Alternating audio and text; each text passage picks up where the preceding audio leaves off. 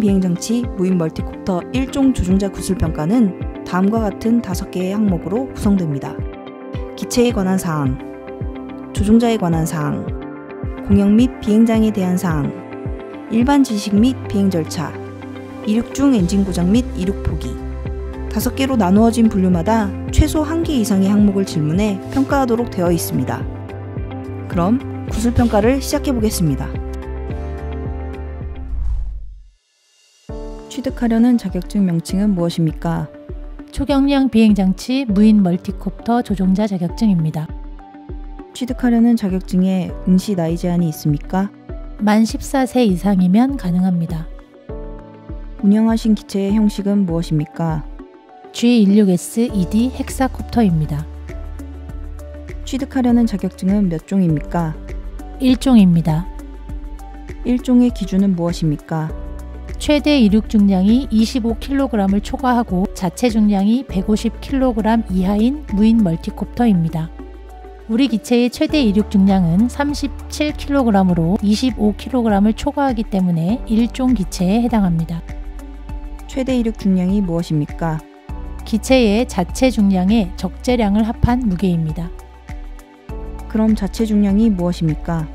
기체의 무게와 배터리 무게를 합한 무게로 우리 기체의 자체 중량은 19.8kg입니다. 2종의 기준은 무엇입니까? 최대 이륙 중량이 7kg을 초과하고 25kg 이하인 기체입니다. 3종의 기준은 무엇입니까? 최대 이륙 중량이 2kg을 초과하고 7kg 이하인 기체입니다. 4종의 기준은 무엇입니까? 최대 이륙 중량이 250g을 초과하고 2kg 이하인 기체입니다. 운영하신 기체는 안전성 인증검사 대상입니까? 네, 대상입니다. 왜 대상이 됩니까? 안전성 인증검사의 대상은 최대 이륙 중량이 25kg을 초과하는 무인 비행장치로 우리 기체의 최대 이륙 중량이 37kg이기 때문입니다. 안전성 인증검사는 어디서 받습니까? 항공안전기술원입니다. 안전성 인증검사 주기는 얼마입니까? 2년입니다. 안전성 인증검사의 종류에 대해 말해주세요. 초도검사, 정기검사, 수시검사, 재검사가 있습니다. 초도검사는 무엇입니까? 최초 설계 후 안전성 인증검사를 받기 위한 검사입니다. 정기검사는 무엇입니까? 초도검사 이후 유효기간이 도래하여 새로운 인증서를 교부받기 위한 검사입니다. 수시검사는 무엇입니까? 수리 및 개조 후 안전기준에 적합한지 확인하기 위한 검사입니다. 재검사는 무엇입니까? 정기검사 및 수시검사에서 불합격 처분 항목에 대해 보완 후 행하는 검사입니다. 안전성 인증검사 대상인 기체에 대해 안전성 인증검사를 받지 아니하고 비행을 하면 어떻게 됩니까? 500만원 이하의 과태료가 부과됩니다. 1차는 50%에 해당하는 250만원, 2차는 75%에 해당하는 375만원입니다. 어떤 배터리를 사용하나요? 리튬 폴리머 배터리입니다. 리튬 폴리머 배터리의 특징은 무엇인가요? 에너지 효율이 높고 리튬이온 배터리에 비해 폭발 위험성이 적은 장점이 있습니다. 비교적 고가이며 저온에서 출력이 저하된다는 단점이 있습니다. 배터리의 한 셀당 전격 전압과 완충 전압은 어떻게 되나요? 셀당 전격 전압은 3.7V이며 완충 전압은 4.2V입니다. 몇 셀짜리 배터리를 사용하시나요?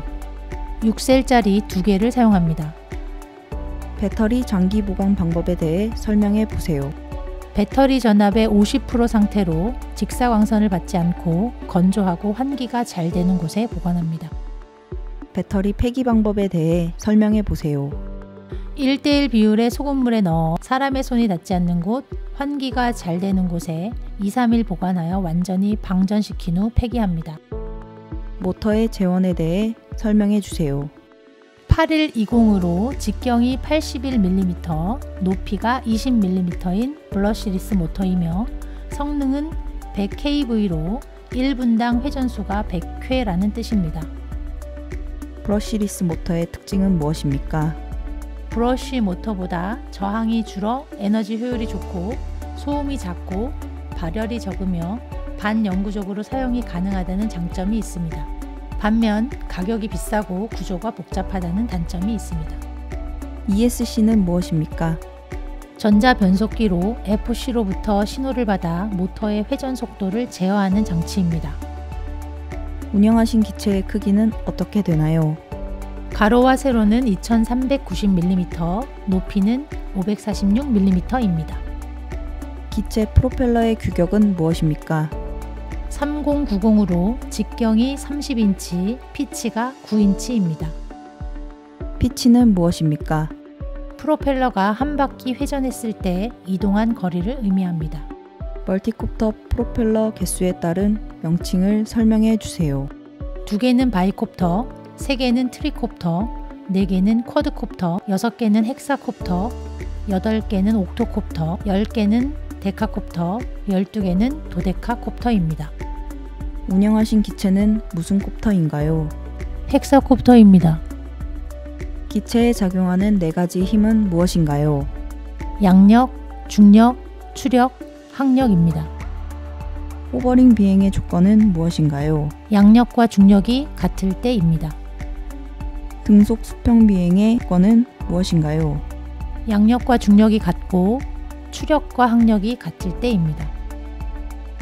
항공기 운동의 3대 축에 대해 설명해 주세요. 피칭과 롤링과 요잉이며, 피칭은 항공기의 가로축을 기준으로 한 기수의 상하 운동이고, 롤링은 항공기의 세로축을 기준으로 한 기수의 좌우 운동이고, 요잉은 항공기의 수직축을 기준으로 한 회전 운동입니다. 기체가 전진할 때 모터는 어떻게 작동하나요? 뒤쪽 모터가 앞쪽 모터보다 고속 회전하며 앞쪽으로 기울어진 상태로 전진합니다. 기체가 후진할 때 모터는 어떻게 작동하나요? 앞쪽 모터가 뒤쪽 모터보다 고속 회전하며 뒤쪽으로 기울어진 상태로 후진합니다. 기체가 왼쪽으로 이동할 때 모터는 어떻게 작동하나요? 오른쪽 모터가 왼쪽 모터보다 고속 회전하며 왼쪽으로 기울어진 상태로 이동합니다. 기체가 오른쪽으로 이동할 때 모터는 어떻게 작동하나요? 왼쪽 모터가 오른쪽 모터보다 고속 회전하며 오른쪽으로 기울어진 상태로 이동합니다. 기체가 좌회전할 때 모터는 어떻게 작동하나요? 우회전하는 모터가 좌회전하는 모터보다 고속 회전합니다. 기체가 우회전할 때 모터는 어떻게 작동하나요? 좌회전하는 모터가 우회전하는 모터보다 고속 회전합니다. FC는 무엇입니까? 비행을 제어해주는 장치입니다. FC의 구성 요소를 나열하세요. 수신기, MC, IMU, PMU, GPS입니다. IMU는 무엇입니까? 관성 측정 장치로 자이로 센서, 가속도 센서, 지자기 센서로 구성됩니다.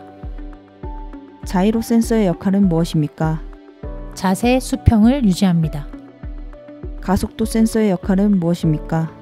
기체의 자세 변화 속도를 감지하여 제어합니다. 기압계 센서의 역할은 무엇입니까? 대기압을 측정하여 고도를 제어합니다.